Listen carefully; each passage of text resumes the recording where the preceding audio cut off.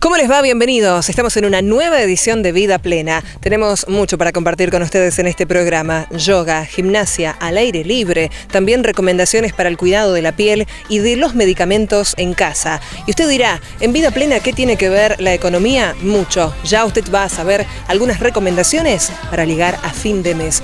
Esto y mucho más en lo que viene a continuación con Vida Plena.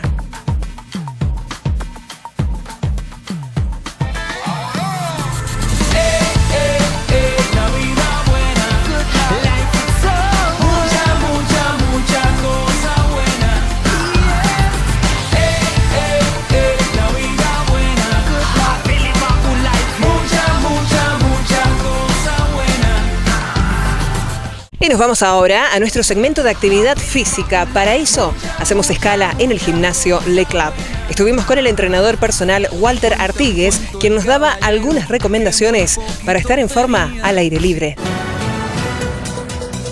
Hola, nos encontramos hoy desde el gimnasio Le Club Cardio and Fit para poder conversar un poquito sobre lo que es la actividad física. Mi nombre es Walter Artigues, soy profesor estable del gimnasio y hoy nos encontramos en Vida Plena para poder charlar un poquito sobre lo que es la actividad física en las personas. Cuando uno va a hacer actividad física, ya sea o dentro de un gimnasio o hay muchas personas que deciden hacerlo al aire libre o en su casa porque cuentan con unos elementos de gimnasia, con algunos aparatos caseros o algunos otros elementos que le permiten realizar actividad física. ¿Qué cosas tenemos que tener en cuenta a la hora de comenzar una actividad para mejorar la calidad de vida, para bajar de peso, para mejorar la resistencia, para mejorar el tono muscular? Hay muchas cosas importantes que uno tiene que tener en cuenta, sobre todo cuando entrena sola, sin la supervisación de un profesional, de un entrenador personal, de un profesor, que son cosas que uno tiene que respetar. Es que el cuerpo tiene sus tiempos, el cuerpo tiene sus límites, entonces uno tiene que ir haciendo actividades acordes a lo que el cuerpo le va permitiendo trabajar. Por ejemplo, a nosotros nos llega mucha gente preguntándonos cómo hacemos para mantener un abdomen plano, para bajar de peso, para mejorar la tonicidad de los músculos. Primero, lo que hay que tener en cuenta son dos cosas. Hábitos saludables. ¿Qué quiere decir eso? Tiene que tener alimentación adecuada, tiene que realizar un plan alimenticio. Hoy ya no se hablan de dietas, sino de planes alimenticios en función de lo que uno hace a lo largo del día. Y otro, una actividad adecuada a esa actividad. ¿Cómo podemos comenzar un plan de actividad física? Dependiendo de los objetivos que tengamos. Si uno tiene que bajar de peso o quiere bajar los denominados flotadores o el pantalón de montar, uno debe hacer una actividad cardiovascular.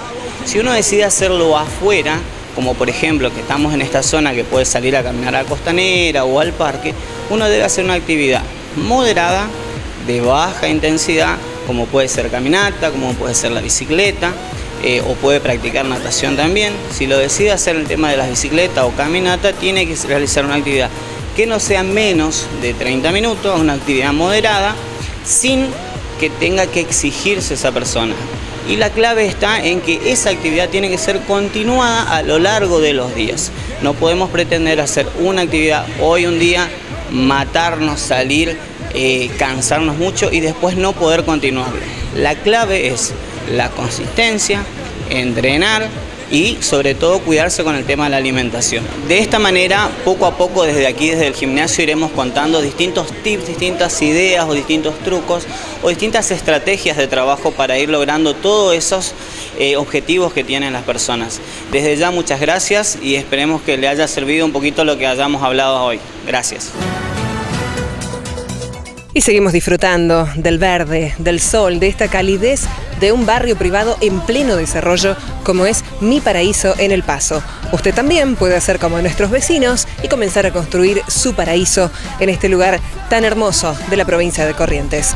Nos vamos ahora a nuestro espacio de yoga. Estuvimos con la yoga charini Matilde García, quien una vez más nos acompañó y nos explicó los beneficios del yoga en los niños. Nos encontramos con Matilde una vez más en Vida Plena y la pregunta es, ¿el yoga es compatible con los niños? ¿Qué tal? ¿Cómo están? No solamente es compatible, sino que es aconsejable.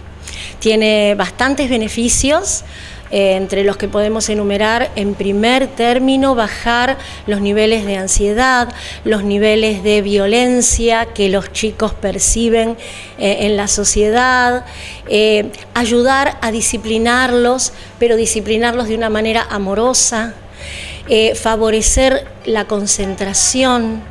Esto los ayuda también en el estudio y en todas las prácticas que hacen en su vida cotidiana, y favorecer la vida de relación en familia. ¿Hay una edad en la infancia, un momento específico del crecimiento donde podamos incorporar el yoga? Sí, hay diferentes tipos de yoga según la edad.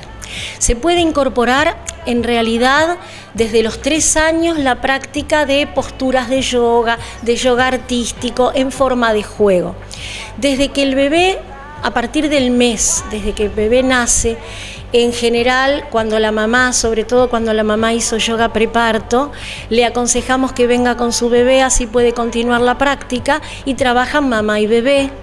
Luego trabajan un yoga que incluye el masaje Yantala, masaje para bebés, hasta la etapa preescolar. Y a los 3 años el niño se puede desprender un poquito de la mamá y empezar a trabajar en grupo, pero siempre en forma de juego. Y no solo se trabaja posturas y ejercicios, se pone énfasis en la respiración, en técnicas de relajación, en juegos con mandalas y yantras, que son imágenes, son figuras geométricas que ayudan a la mente del niño a armonizarse. Entonces hay muchos métodos para trabajar, y siempre adaptado a través del juego, para que el niño no tenga un espacio donde agrega una actividad más extracurricular, sino que agrega algo que le ayuda a desarrollar su creatividad. Si tenemos en cuenta que el yoga puede favorecer trastornos de atención o del aprendizaje, podemos decir que el yoga ayuda a que un niño estudie mejor. ¿Esta es una afirmación correcta o por lo menos aproximada?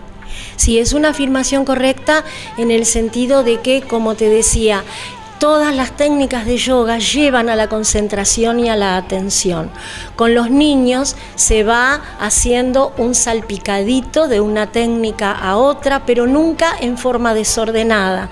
Se acompaña la dinámica del niño, pero se busca disciplinarlo, y nos encontramos con resultados maravillosos. Muchas veces le resulta más fácil al niño concentrarse y relajarse, respirar bien y practicar las técnicas en forma disciplinada que a los adultos. Finalmente, y antes de asistir a una clase, antes de venirse a aprender con los chicos, ¿tenemos que ir al pediatra que nos dé un certificado médico, alguna autorización previa, algún estudio que anteceda a la primera práctica de yoga? Siempre, como cualquier persona que comienza a practicar yoga, nosotros le pedimos que consulte con su médico y que traigan un certificado de aptitud física o de aptitud para la práctica de yoga, porque en realidad se los cuida muchísimo. Entonces, justamente vos preguntabas una edad. Cuando son muy pequeños hay que darlo de determinada manera, porque cuando el niño está en etapa de crecimiento hay que cuidar muchísimo su columna, sus huesos y sus músculos. Así que si padece alguna patología, al darnos ese certificado el médico nos va a alertar acerca de las condiciones en las que debe desarrollarse la clase. Muchas gracias. Gracias a vos. Momento especial en nuestro programa Vida Plena. Estuvimos una vez más con el doctor Eduardo Tassano, médico cardiólogo, quien nos dio algunas recomendaciones, en este caso para un enemigo silencioso. Preste atención, quizás en su casa existe este riesgo. Doctor Eduardo Tassano, una vez más aportando su conocimiento y sobre todo su experiencia en el cuidado de la salud para Vida Plena. Justamente en salud, ¿a qué se llama el asesino silencioso? Bueno, el asesino silencioso es un término histórico que se le da a la hipertensión arterial. Es sabido que el corazón, al bombear la sangre que necesita todo el organismo para vivir, desarrolla una presión dentro del sistema circulatorio. Esa presión tiene valores normales y hace que las arterias funcionen adecuadamente de acuerdo justamente a esa presión que se le da. Cuando por el factor que sea la presión arterial se eleva, estamos ante lo que se llama la hipertensión arterial. La hipertensión arterial no controlada, con el tiempo, va produciendo daños en los diferentes órganos que tienen estos vasos, o sea, en el corazón, en el cerebro, en el riñón, y ese tipo de daños en algún momento pueden ocasionar o precipitar enfermedades graves, ayudar a tener infartos de corazón, de cerebro. Y antes, fundamentalmente, cuando había estas grandes elevaciones o estas crisis de presión, se le llamaba el asesino silencioso. ¿Esto seguramente hace alusión a la falta de síntomas o a síntomas que quizá no se perciben por el común denominador de la población? ¿Cómo podemos evitar? Exactamente, eso es clave lo que usted dice. El transcurso de esta presión alta va ocurriendo sin síntomas del paciente, salvo en algunos casos que hay dolor de cabeza, por ejemplo, y silenciosamente se va produciendo todo este daño interno. Afortunadamente, si bien a veces la hipertensión arterial tiene diversas clasificaciones. La más común, y esto tiene 1/3 de la población mundial, es la hipertensión que se llama esencial, en la cual no se sabe la causa. Pero afortunadamente hay tratamientos eficaces, hay drogas eficaces, hay medidas higiénico-dietéticas que son muy eficaces, y controlando la presión arterial a valores más o menos adecuados, se logra impedir todo este desarrollo de daño generalizado en el organismo. ¿Cómo podemos entonces ayudar al televidente? Una recomendación, algún tips del doctor Eduardo Tassano. Sí, que después de los 30 años conozca su valor de presión arterial, que eso hay que tomarlo, no hay otra forma de saber, y sobre todo es muy importante los pacientes o los jóvenes que han tenido antecedentes en sus familiares. Y luego de eso, si hay presión alta, cuidarse de la sal, fomentar la actividad física, y si le dan pastillas, le dan tratamiento, que haga el tratamiento. Es más, me animo a decir más, si quiere portarse mal, comer de todo, que haga todo lo que quiera, pero que por favor no deje las pastillas, no deje el tratamiento. Muchas gracias. No, gracias a usted. Y con las cámaras de Vida Plena nos fuimos al Centro de Estudios en Cosmetología y Estética. Esta vez entablamos un diálogo con la doctora Rossiani. Con ella hablamos de mesoterapia. Hizo hincapié en 2 beneficios muy particulares relacionados con el rostro y la celulitis. Imperdible esta nota en Vida Plena. Y en el encuentro anterior hablamos de la importancia de la medicina ortomolecular, pero también hay otros complementos para el tratamiento médico. ¿De qué se trata la mesoterapia? Bien, la mesoterapia es la colocación de determinadas sustancias en zonas donde la grasa, particularmente que se coloca debajo de la piel, quedó como aferrada y no se quiere mover. No se va ni con el plan alimentario, no se van con las actividades físicas.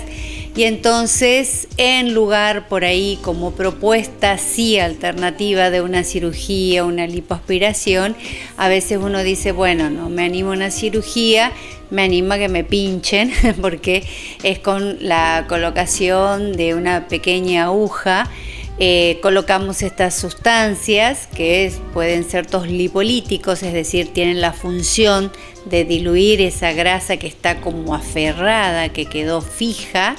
Entonces uno coloca estas sustancias y ayudan a que la grasa se diluya, después se elimine en forma natural a través del riñón o del intestino, en forma natural, digamos, que quirúrgica. ¿Para qué áreas del cuerpo, para qué músculos se solicita más este tipo de servicio? Y las zonas que más nos preocupan siempre a las mujeres es la zona abdominal, y porque se forman los famosos acá almohadoncitos aquí al costado, lo que mucha gente por ahí dice salvavidas, porque se hace todo como un redondito alrededor de la zona del abdomen, por debajo de la región umbilical, o sea, por debajo del ombligo.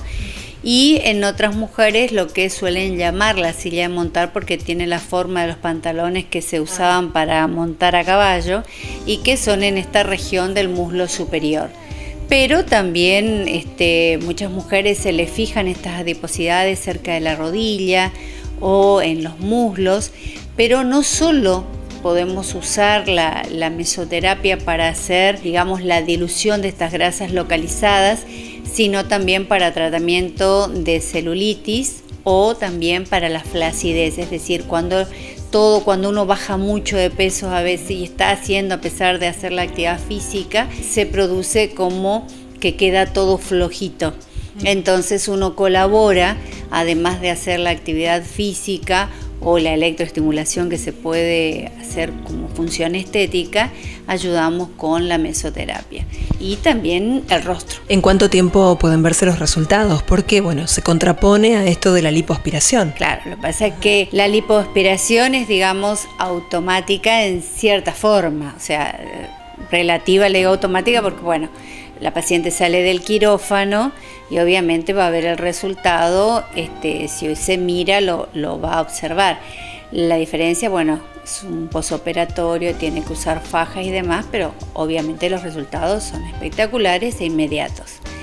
Con la mesoterapia hay que tener un poco de paciencia y tampoco es mágica y no es de un día para otro. Tiene que tener varias sesiones. El ideal a veces son de 6 a 8 sesiones, las sesiones son de 1 por semana y siempre debe ir acompañada de un plan alimentario y de actividad física. Informó 2 opciones clave: la mesoterapia para el rostro y para la celulitis. ¿Cuáles son los efectos directos? Porque son 2 zonas a veces imposibles desde el punto de vista estético sin cirugía. Uh-huh. Sí, con respecto a la celulitis contribuye mucho a disminuirlas, a reafirmar las zonas.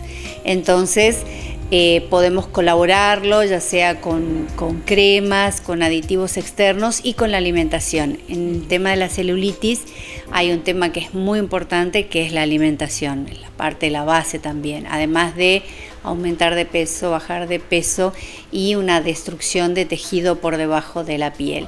También cosa similar a lo que pasa con las estrías. La diferencia es que las estrías no tienen solución. Las soluciones que proponemos siempre son paliativas, es decir, disminuirlas, que se noten menos, pero no curarlas, porque lamentablemente no tienen esa solución. Y con respecto al rostro, se trabaja mucho para disimular todo lo que son las líneas de expresión. Tampoco es como que uno dice, bueno, wow, es como una cirugía estética que me queda tersa. No, pero se genera una disminución de las líneas de expresión, o también se puede hacer nutrición con ADN que se suele para nutrir las pieles, y esto ya en pieles mayores, ¿no? Muchas gracias. Nada, de nada, gracias a ustedes. Y presten atención a la siguiente nota. Nos fuimos, una vez más, a Farmacia Anastasi. En diálogo con el farmacéutico Álvaro Schneider, tuvimos en cuenta algunas recomendaciones para los niños en el hogar y también para la medicación de los adultos en relación a los niños. Fíjese estos tips. Nos encontramos con Álvaro Schneider, farmacéutico, en representación de la Farmacia Anastasi, ya integrada a las familias correntinas. Hablemos de medicación en el hogar. ¿Qué tal? Buenas tardes. Antes que nada a usted y a la comunidad, desde ya le agradecemos su visita a nuestra farmacia, que si bien casi toda la comunidad conoce la Farmacia Anastasi, es una farmacia que, aparte de vender medicamentos, abarca varios temas. Es una farmacia temática. Está siempre acompañando a los pacientes, ya sea en el asesoramiento de su medicación y brindando consejos para ir mejorando siempre su calidad de vida. Estábamos comentando acerca de la medicación en el hogar. Este es un tema muy importante que quedó bastante olvidado. Cuando hablamos de medicación en el hogar, hablamos de todos los medicamentos que consume la familia y que a veces no tienen un lugar adecuado de conservación. No solo más allá de que el medicamento debe estar conservado para que se encuentre en buenas condiciones, es decir, en lugares secos y sin humedad, sino también alejado de los niños. Hoy en día es común que en la mayoría de las casas haya polimedicación, es decir, un papá, una mamá que consumen varios medicamentos y se encuentran archivados en un lugar que es de constante movimiento de la familia. Está comprobado por científicos y sociólogos, abarcan los estudios farmacéuticos, que no es conveniente nunca tener esto cerca de los niños, ni medicarse ni tomar sus medicamentos cerca de los niños. Sería bueno entonces por parte de los padres que enfoquen este pequeño comentario y que tomen un poquito de conciencia. Hay mucha información de los riesgos que trae esto. Una recomendación entonces para poder tener en cuenta esto: ¿en qué parte del hogar, en qué momento del día administrar los medicamentos? Es decir, algún tips que nos permita entonces organizarnos en torno a la medicación ordenada dentro del hogar. Sí, siempre es bueno hacerlo en las habitaciones, tenerlo guardado en cajones. Los cajones de los roperos son lugares secos, libres de humedad, donde se encuentra la ropa. Siempre es bueno tener una caja de cartón para los medicamentos, y también es muy útil para la familia tener pastilleros. Hay mucha gente que, si son muy comunes, hay mucha gente que desconoce su existencia, y los pastilleros traen viento de lunes a domingo, donde cada uno puede ir ordenando de a poco su medicación, evita riesgo de confusión y todo ese tipo de cosas, ¿verdad? Reiteramos entonces una recomendación especial en relación a los niños. No hay que medicarse, por más que se trate de una medicación coordinada y controlada por un médico, delante de un niño. Claro, es muy útil. Ya de por sí los niños toman eso desde chicos como que es una parte de la vida, la medicación, y no es así. La medicación llega a uno realmente cuando uno lo necesita y cuando el médico lo dice. Nunca cuando uno cree que realmente necesita un medicamento y es obvio que no necesita ir al médico. Es el gran problema que está habiendo hoy en día con la automedicación.